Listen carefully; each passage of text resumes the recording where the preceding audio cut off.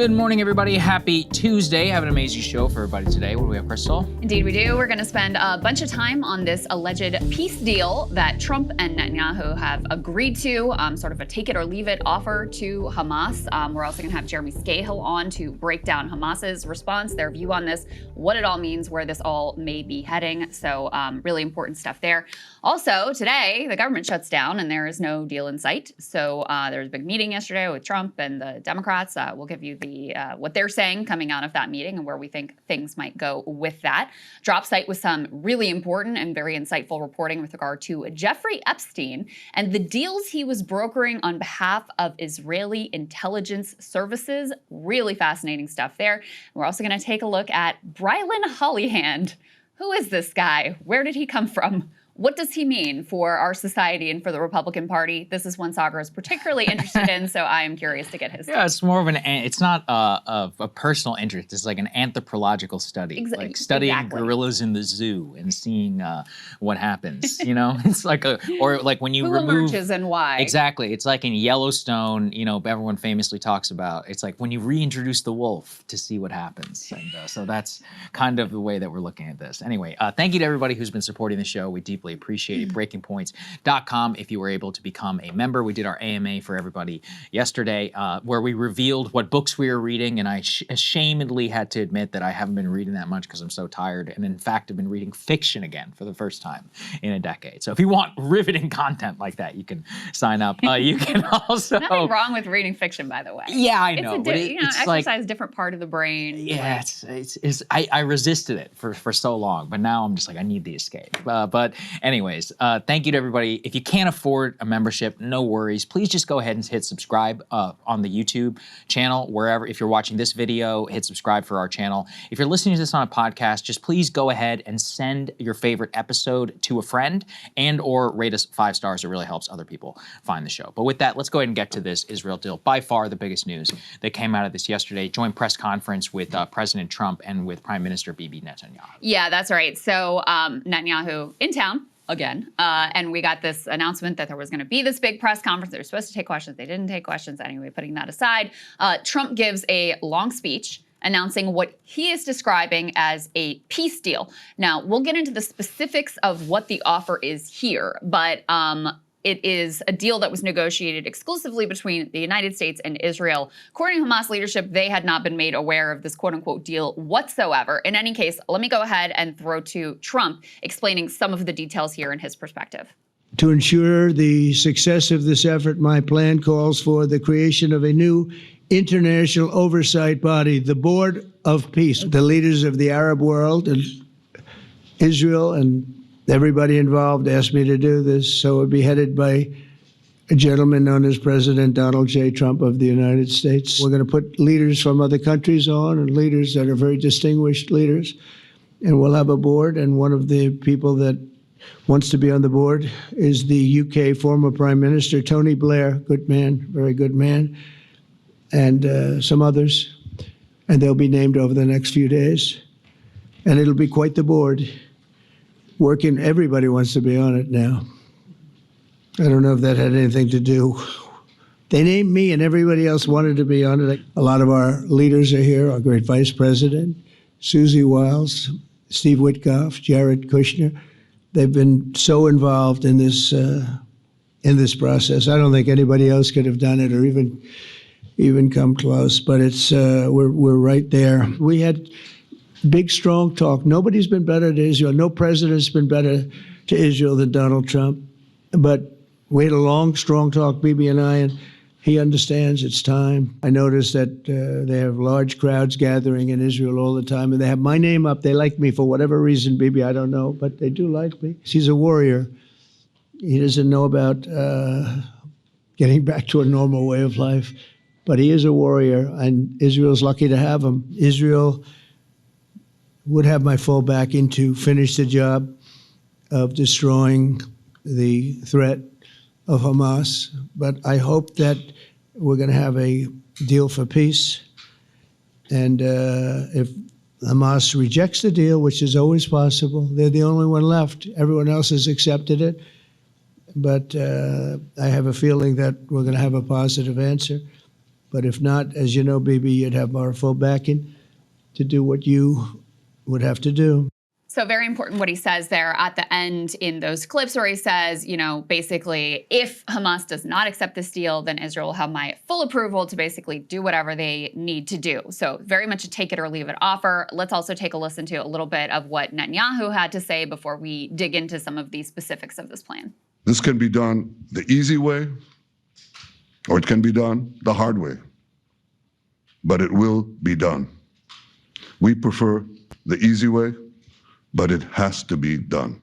Easy way or the hard way? Channeling a little Brendan Carr there. That's right. I think it's worth, before we dive in, it's worth setting the context of, you know, the fact that the last time there was an alleged peace deal or alleged ceasefire deal coming together from the Trump administration, there was a gathering of Hamas leadership in Qatar, and Israel used that opportunity to try to assassinate them in Qatar. Something that there was a sort of allegedly apology from Netanyahu to the Qataris over, because that created, you know, some upset and a bit of a rift there. I believe the time before that, one of the times of negotiation between Hamas and the United States was over the release of the Israeli-American Idan Alexander. And the promises that were made in the context of that deal, which was actually struck, were not upheld by the Trump administration. So that's sort of the, you know, the backdrop, not to mention we could look at other negotiations. You know, obviously you had another diplomatic opening with the Iranians, where they were supposedly, you know, on the doorstep of some potential deal, diplomatic breakthrough with us. That was also used as an opportunity for the Israelis to strike Iranian leadership. So I think it's important to have that context as you think about the way that the Palestinians may be viewing these negotiations and this take it or leave it offer. Well, there's so much to say about it. Let's put the map up here on the screen just to show you all. This was released by the White House, and for those of you who are watching, they show the current IDF line of control. Then they have an initial yellow line, which pushes back several kilometers, saying an initial withdrawal of IDF forces, which will entail a hostage release. Then a, quote, second withdrawal where the Israeli forces are mobilized per standards, quote, set in the Trump plan. And then finally, a third and final withdrawal of a security buffer zone. We also have a 22-point plan that was released by the White House. Why don't we go ahead and put this up here on the screen? First and foremost are going to be the initial lines here. Quote, Gaza will be de-radicalized terror-free zone that does not pose a threat to its neighbors. Gaza will be redeveloped for the benefit of the people of Gaza who have suffered more than enough. If both sides agree to this proposal, the war will immediately end. Israeli forces will withdraw to the agreed upon line to prepare for a hostage release. During this time, all military operations will be suspended. Quote, within 72 hours of Israel publicly accepting this agreement, all hostages alive and deceased will be returned. Everybody stick on that, because what they said is that Israel immediately agreed to that as of, what is it, about 4 p.m. yesterday, 3:30 p.m. maybe yesterday. So that's, the clock is already ticking. Some more than 12 hours have already passed. What they continue on is that once all Israeli hostages were released, Israel will then release 250 life sentence prisoners, plus 1,700 Gazans who were detained after October 7th, including all women and children detained in that context. For every Israeli hostage who remains are released, Israel will release the remains of 15 deceased Gazans. Once all hostages are returned, Hamas members who commit to peaceful coexistence to decommission their weapons will be given amnesty. This is by far maybe one of the most important parts of the deal. They say that members of Hamas who wish to leave Gaza will be provided safe passage to receiving countries. Finally, upon acceptance of this agreement, full aid will be immediately sent into the Gaza Strip. Aid quantities will be consistent with what was included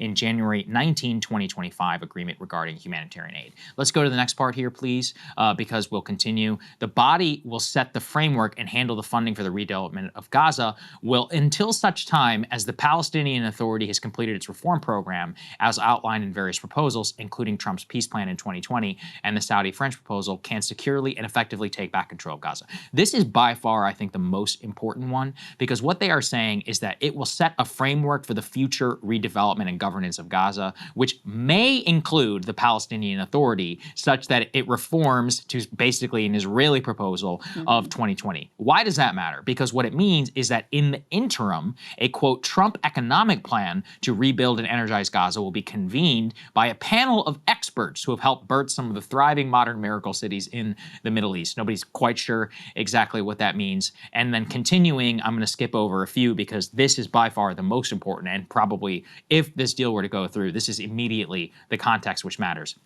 The committee will be made up of qualified Palestinians and international experts, with oversight and supervision by a new international transitional body, the quote, Board of Peace, which will be headed and chaired by President Donald J. Trump, with other members and heads of state to be announced, including former Prime Minister Tony Blair. So basically, Tony Blair, his name has been floating out there for quite some time, along with Trump, who I guess will be more of a ceremonial figure of this Board of Peace. But this will be the new, quote, governing authority over Gaza, if this were to happen. For those who are perhaps steeped in a little bit of history, the last time that the United States tried something like this, it was an abject disaster. It was called the Coalitional Provisional Authority, which was put into place for the governance of Iraq after we overthrew the Saddam regime, and it ended up being the single most disastrous decision the United States made other than an invasion in the first place, and it led to the collapse of the entire society, sectarian and civil war. And this is only, that's why, I mean, you know, when you look at the type of individuals involved, the kind of the money grab that's happening, the involvement of a guy who literally was involved with the invasion of Iraq, Tony Blair, you should be a little bit skeptical here. In particular, there's a lot of different ways in which this deal could be rejected by Hamas and or some future Palestinian authority. I mean, basically what they're telling them is you're not even going to have any say over the future of Gaza until you reform yourselves to whatever the Israelis want you to. If you look at, by the way, the PA has no legitimacy right now in the eyes of even people in the West Bank. Why would they? They're basically under, you know, total Israeli subjugation from, and in some cases, I believe that they're like seen as collaborators effectively. I mean, I don't think in some cases. Yeah, that is the broadly view, for sure. Look, I mean, it's kind of fair, to be honest. If you're looking in terms of them of some sort of like governing authority that is anyway represents, you know, you, if you are living in the West Bank, so it's not like that's going to be a popular way to make over. And if anything, the Israelis just want them to become even more, you know, of an Israeli subset. So this all is very sketchy. I mean, there's a couple of things which I will say are not bad about it. Like, first of all, any end of the war, I think, would be good. And at this point, having spoken with Ryan, and we're going to have Jeremy Scahill on here in a little bit, the people there have suffered so badly and so much, they will take almost anything at this point. And who could possibly blame them? I've seen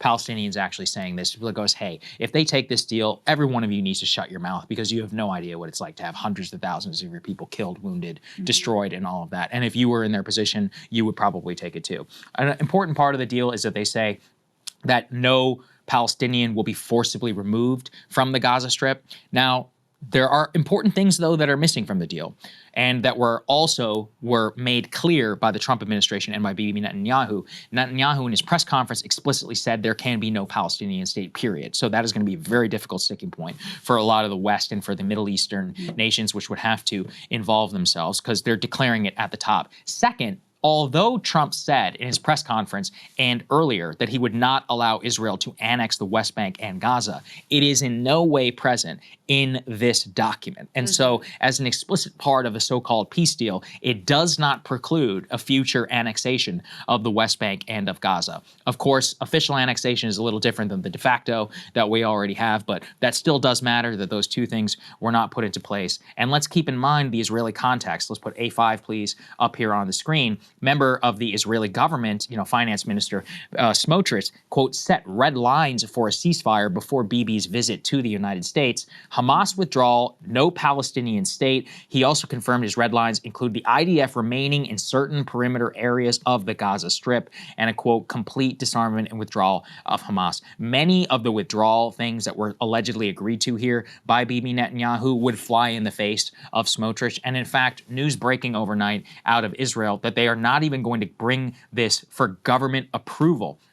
Amit Segal, a pro-Israeli journalist in Israel, he says, in an attempt to keep Smotrich and Ben-Gvir, the government will not vote on the Trump plan. In an agreement with the Americans, it was decided that it will be brought for government approval.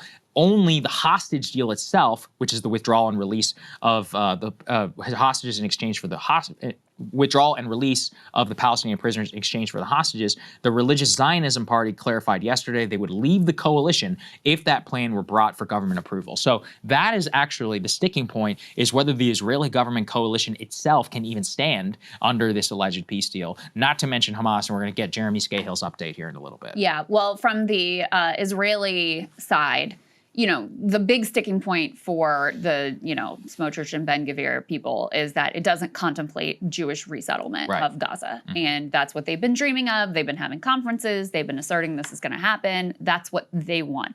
And so this plan doesn't explicitly, at least, contemplate that occurring. So that's the big problem for them. Not to mention they just, they enjoy continuing the suffering, as does most of the country, for that matter. They're just to flesh out this deal and what it really actually means.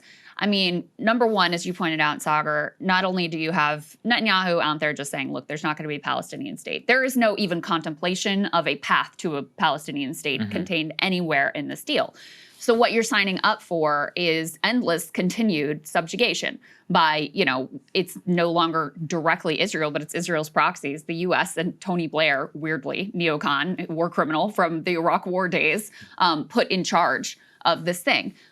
You have a requirement that everybody lay down arms, that there's complete demilitarization, which means any sort of armed resistance and struggle is basically like, the intention is to push that off the table. On the other hand, like you said, Saagar, look, the misery and the suffering is extreme, right? People want to be able just to live. They want to be able to eat. They don't want their children to starve to death. The one improvement of this plan versus the things that were being contemplated before is that they say, at least, no forced displacement of Palestinians. Even in that, though, there are question marks because, if you put enough pressure on the population and make life miserable enough for them and then open up the border, then you are, they may not be literally leaving at the barrel of the gun, but pretty much that's sort of what is occurring when you put that much pressure on a population. In addition, there's no guarantee that Israel can't just go right back in, reinvade, restart the genocide whenever they want to. So those are some of the big, sticking points is kind of to undersell some of the problems with this plan. We should be really clear. This is a plan that was crafted with Israel's interests and desires of Netanyahu in mind. That's what it is. Now, Hamas has previously accepted deals that contained a lot of things that were meant to be poison pills. And what's happened at that point is Netanyahu has gone back and inserted more provisions to make it even more unpalatable and make it impossible for Hamas leadership to be able to accept. I fully expect some sort of process like that similarly to ultimately play out here because of the coalitional problems that you are referencing. We can put up A6 on the screen, what Arab leaders throughout the region have said. Foreign ministers of Qatar, Jordan, UAE, Indonesia, Pakistan, Turkey, Saudi Arabia, and Egypt have released the following statement in response to the Gaza plan. Quote, the foreign ministers of those countries welcome President Trump's leadership and his sincere efforts to end the war in Gaza and assert their confidence in his ability to find a path to peace. So sort of like vague general endorsement of, the fact that he's working on this. And then, also just to the point of Netanyahu immediately trying to undercut this deal and make sure that it could never actually be brought to fruition. He immediately then goes and gives a Hebrew speech to, the domestic Israeli audience, saying effectively that there is no intention of withdrawing Israeli troops from Gaza. He says, no way, quote, that's not happening. I'll read a little bit of a longer quote here that came from DropSite. He said, this is a historic visit. Instead of Hamas isolating us, we turned the tables and isolated Hamas. Now the entire world, including the Arab and Muslim world, is pressuring Hamas to accept the terms we set together with President Trump to release all our hostages, both living and deceased, while the IDF remains in most of the Strip. Who would have believed this? After all, people constantly say the IDF should withdraw. No way, that's not happening. So that is Netanyahu's interpretation, translation of this deal for his own Israeli domestic audience, Saagar. Yeah, well, not a surprise. What have I said here a million times? Google Translate, it's your great friend in this war, and yet that is not something that people in the White House just generally seem to understand, or maybe they do. My personal favorite time of the press conference is when Trump said, maybe we shouldn't take any questions because things are developing. He said, Bibi, unless you want to take a question from a friendly Israeli journalist, and Bibi was like, oh, absolutely not. It's like Trump is unaware that Bibi doesn't do interviews with his own press corps. The last person he would want to take a question from is the Israeli press. Because they'd be like, hey, why did you take money from Qatar? What's up with their corruption trial? He recently, it's funny, if you go to the Israeli press, Times of Israel recently wrote a piece where it said, in rare Israeli interview, Bibi says X, Y, and Z. So inside Israel, everybody knows he doesn't talk Bibi's to like, the press. Are the Nelk boys here? Can Yeah, I it's get a like, question from he's the like, Nelk can we boys? get, is Nelk in the building, please? PBD here? Yeah. He's like, Steiny, is that you? Where are you? Are you somewhere out there in the audience? So yeah, They weren't, so no questions. Our press corps thinks he does take a lot of questions because he's always on Fox News. It's like the guy's literally on Fox News more than he is on his own Channel 13 in Israel. But hey, I guess that tells you a lot about him, doesn't it? All right, we have Tells you Jeremy. something about our press corps too. Yeah, that's certainly correct. So look, broadly, I think the deal's not bad, considering how horrible things are in Gaza. I'm curious to see how Hamas and all of them will handle it. Something that we talked about, interestingly, I'm going to ask Jeremy about in the future, and he's talked with us in the past, is that Hamas itself has seen governance of Gaza as a problem, so they don't necessarily think giving that up is all that consequential. It's really going to be more about some of the future sticking points about amnesty. Can you really trust that they're going to give you amnesty, right?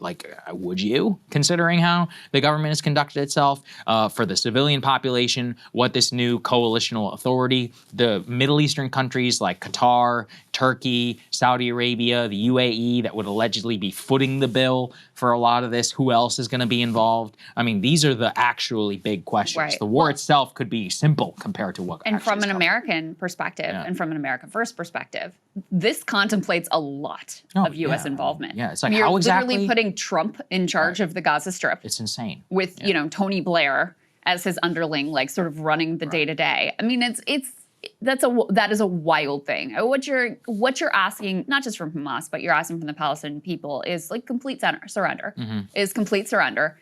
It is being taken over by the American president and his weird neocon lackey. It is, giving up on any sort of armed resistance, giving up effectively on Palestinian statehood. I mean, that's not contemplated at all in this deal.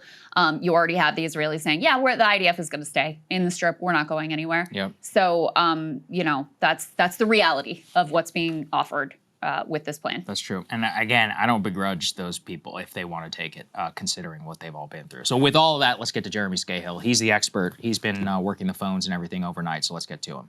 Hey, if you like that video, hit the like button or leave a comment below. It really helps get the show to more people. And if you'd like to get the full show ad-free and in your inbox every morning, you can sign up at breakingpoints.com. That's right. Get the full show, help support the future of independent media at breakingpoints.com.